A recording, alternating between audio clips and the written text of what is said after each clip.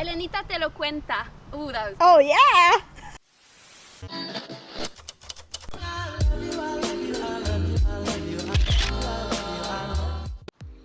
Hola amigos, ¿cómo estáis? Bienvenidos a mi canal una semana más. Hoy, como veis, os traigo una sorpresa. Estoy por fin fuera de casa y tengo la primera entrevista cara a cara con mi amiga Laurie.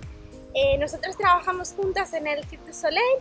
Ella es aerialista, acróbata de aéreos, y estoy muy feliz de que esté con nosotros porque nos va a contar sus experiencias con el Cirque du Soleil, con Cavalia, con el Cirque Éloize. Así que estoy deseando que conozcáis su historia.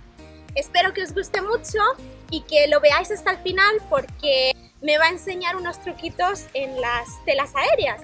Así que no os lo podéis perder. Allá vamos.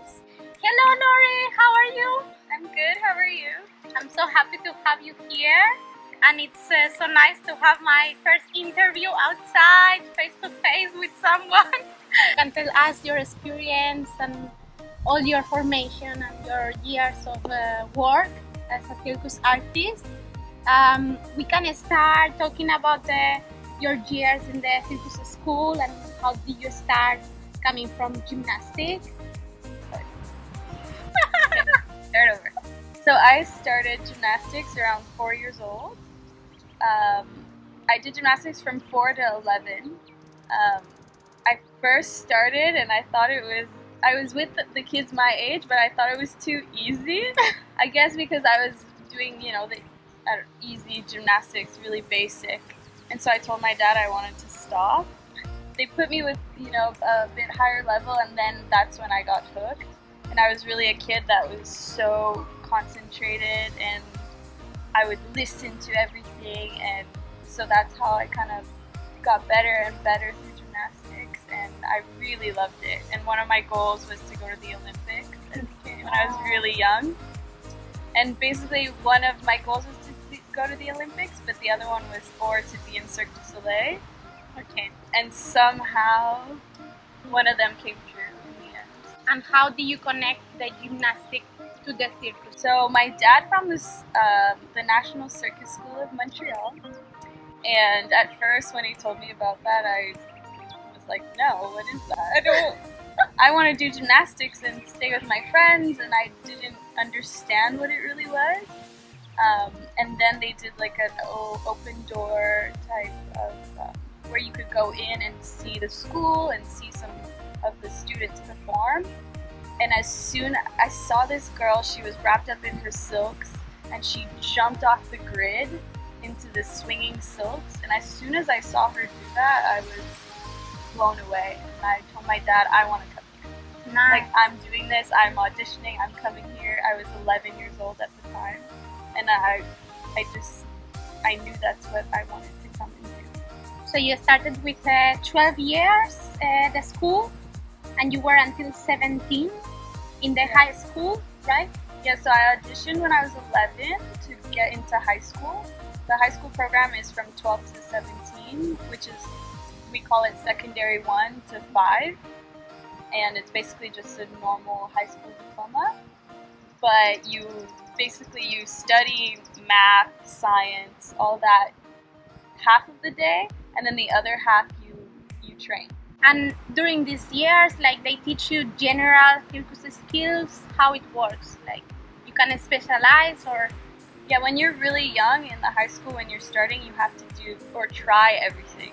Okay. So I had to learn how to juggle with balls and clubs. It's a requirement to graduate.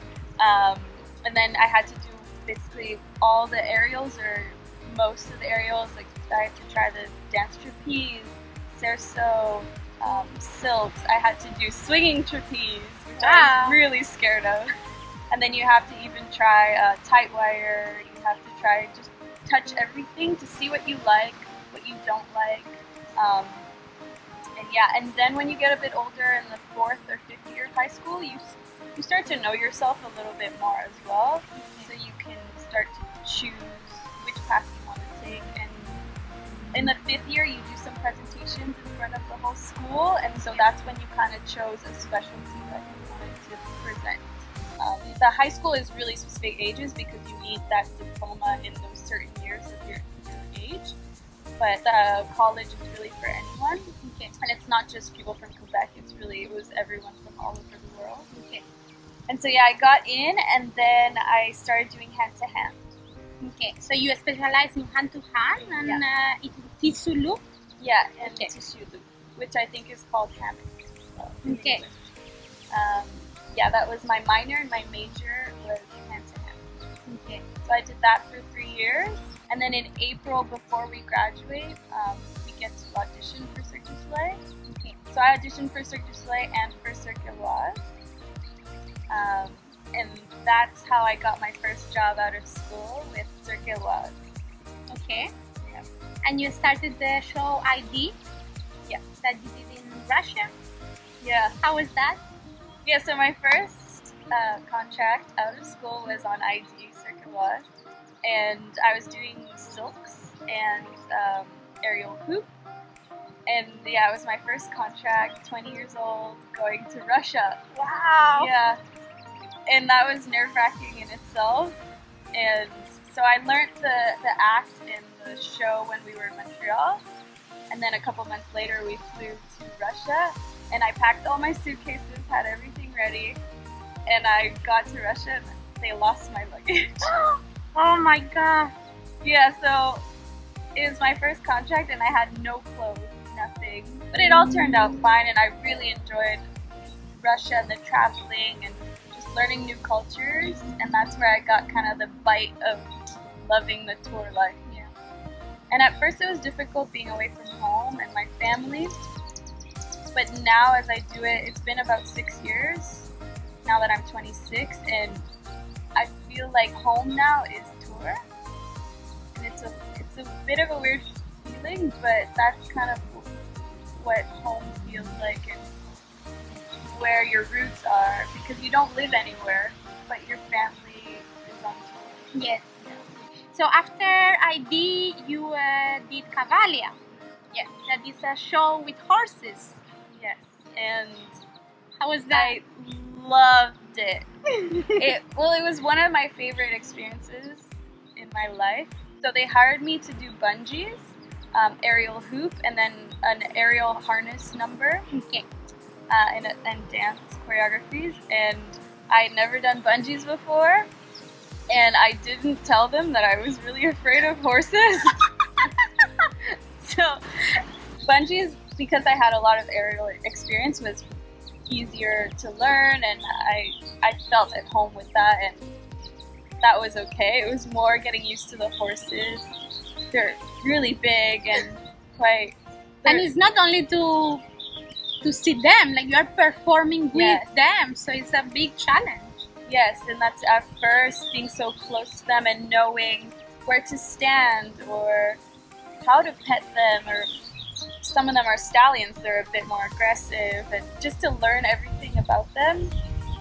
At first, I would touch them from afar, like, okay, They teach you like how to work with them, or like, right, like how to treat them.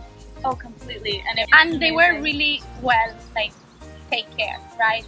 Yes. Like we have to say, I didn't know that, but from people that I know that work with Cavalia, also you, like the horses are really well. Like it's not exploited, it's not, you know, it's not like the traditional circus where they are hitting the tiger to make a show, right?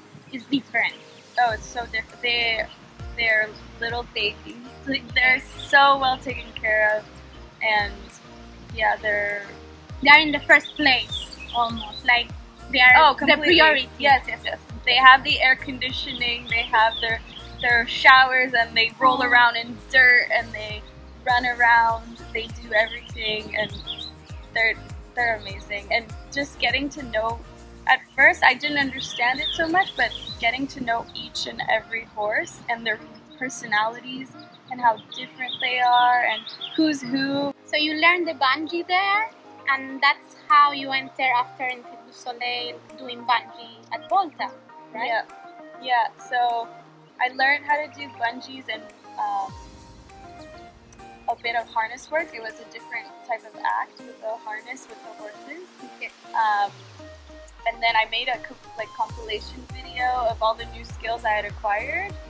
And when my contract was ending at Cavalia, I figured I'll post it on YouTube and update my Cirque du Soleil profile and send the casting people at Cirque my new video.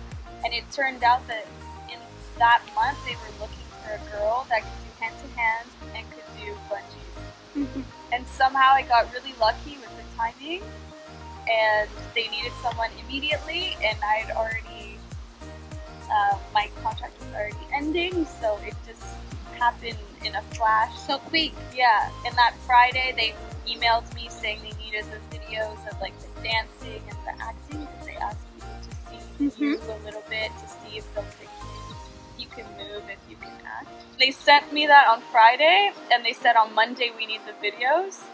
But since we're circus artists, we work Saturday, Sunday, and we have 2 shows on both days.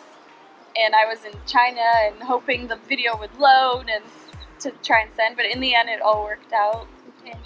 And a week after that, I got my plane ticket, and I was in Montreal, very jet lagged. So you have like 1 week between both contracts. Like, it was very short, and that's why I feel like it was luck, and it was timing. That it was ending with one, and then I was going to Australia on a trip, and then the other one needed me at that time, and it was crazy how it happened. Like perfect timing. Yes. Yeah, so I got really lucky. And you entered at Volta doing the creation. Well, she was doing a number of hand-to-hand. Yes. And at the beginning we were working together. Yes, I was her backup. Oh my god.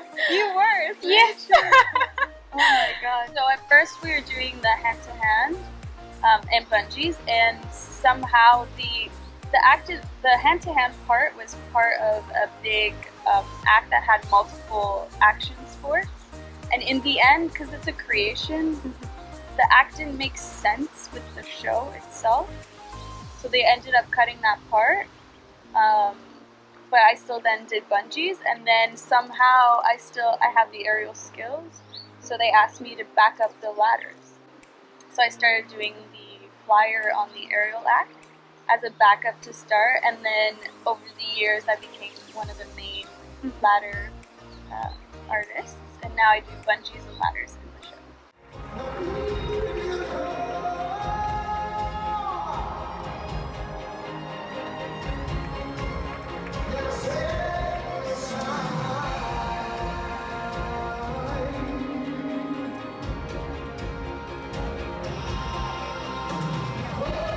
And what are the challenges, for example, with bungee?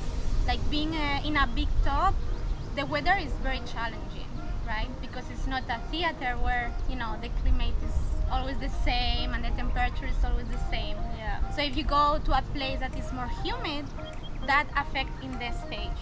So in the bungee, for example, you have that challenge, right? Yeah, definitely. I call it luxury camping because it's really, we're in a tent, you know, and the bungees especially are affected by weather. If it's humid, we're a little bit looser, so our timing, like, we have to pull a little more because the bungees will be looser. So if we want to catch that trapeze, we gotta use our arms and really work for it. And then if it's a bit colder, they're a bit tighter and they react, and so you have to do your rotations faster, or else you won't finish them. By the time you're at the bottom, you're already going up. So every day the bungees will be a little bit different.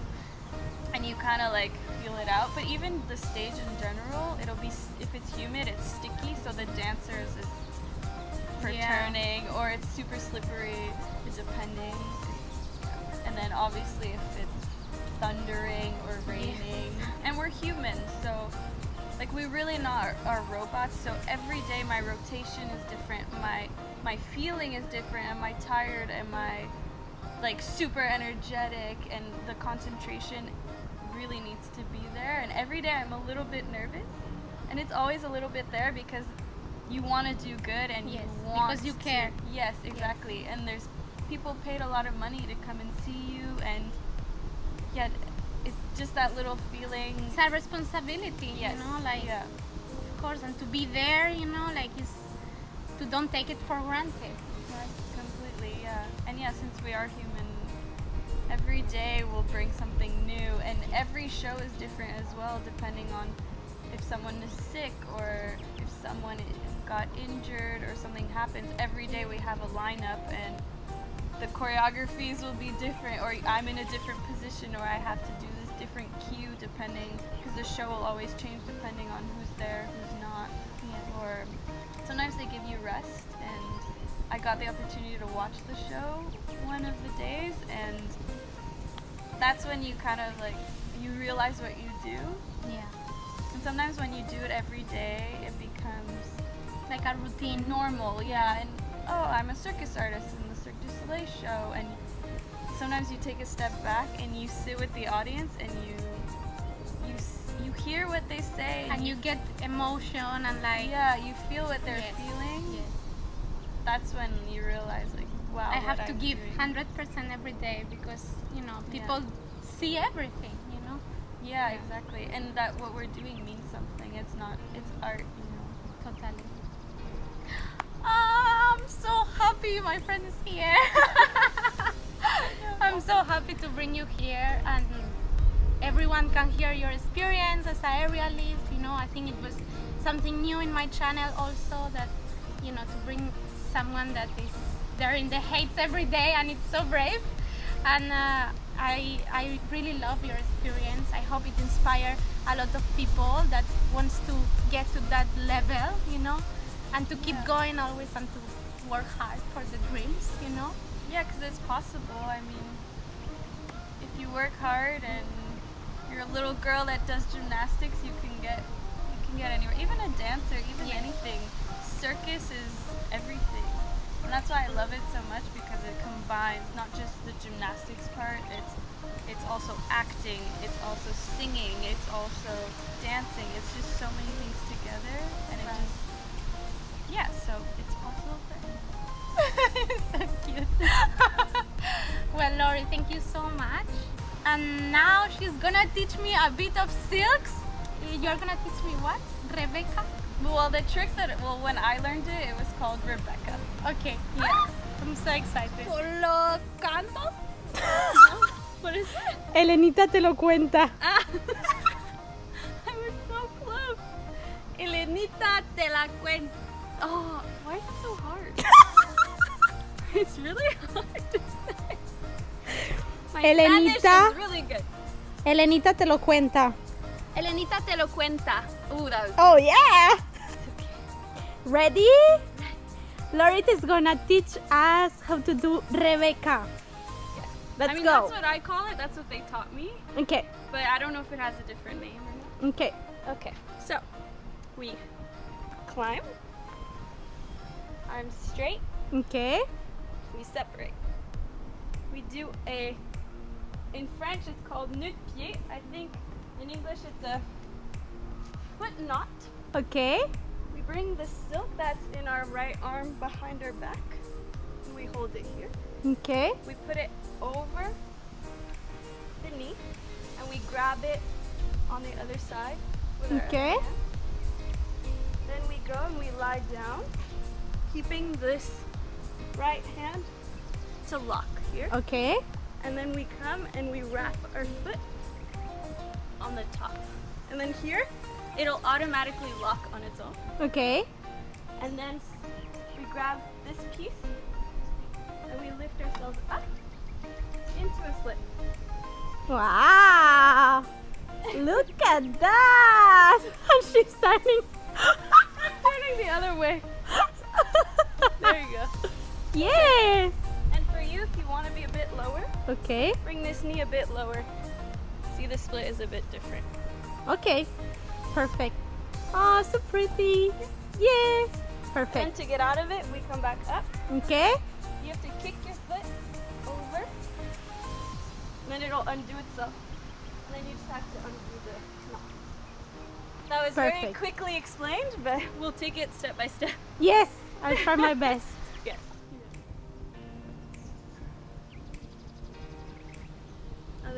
No, the top. Yes. one? There. Yes. Yes. Perfecto. But Okay. now. Bring this knee up. Yes. So make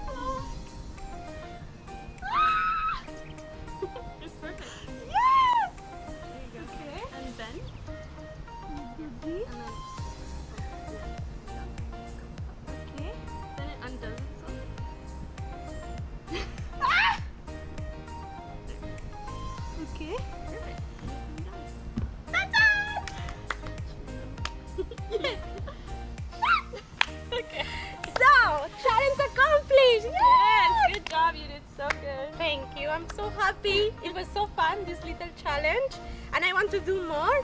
So thank you so much for watching our video. Gracias, amigos. Y ya sabéis lo que tenéis que hacer. Si tenéis alguna propuesta, alguna sugerencia, si queréis que haga algún challenge en mis siguientes vídeos, me podéis dejar comentarios por aquí abajo. Dadle a like si os ha gustado este vídeo con esta señorita tan bonita. Compartid con vuestros amigos en las redes. Y, muy importante, Suscribíos. ¡yes! Nos vemos la semana que viene con mucho más arte y mucha más inspiración. A seguir creando. Bye bye. ¡Viniendo!